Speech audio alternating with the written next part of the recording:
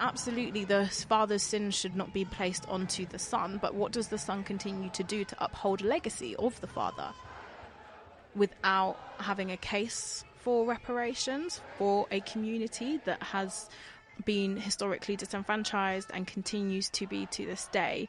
We can't actually properly reckon with our guilt because we haven't put our money where our mouth is. How do you think about the concept of intergenerational guilt, if you're thinking in terms of legal analysis?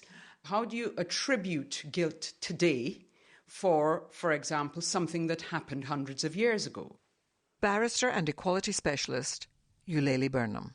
Historical crimes of enormous magnitude, such as chattel slavery and various other aspects of colonialism, the perpetrator and the victim, or the person who's claiming recompense now or redress now, are not on the same temporal plane. They're separated by centuries.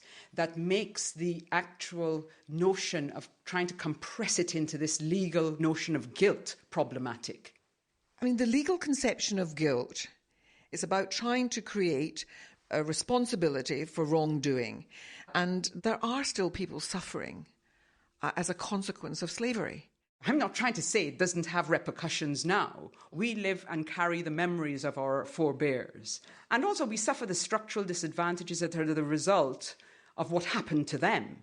What I'm saying is if we're to capture those repercussions and actually try to engage with and address them, how this has happened and the history, it's more difficult to look to law for a solution. It might be important here to distinguish between time and history.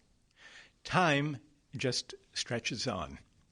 History involves a story of relationships and identities. The moral philosopher Michael Sandel has written on the passage of time and the possibility of justice. Justice as such is not perishable over time.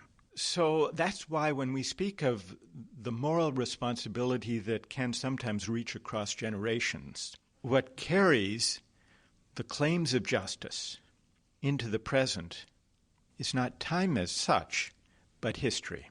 A history of relationships, of identities, of involvements, of shared legacies, of debts to the past, of pride in the past, but also, I would say, of moral responsibility to carry the story of the past and of our community into the present.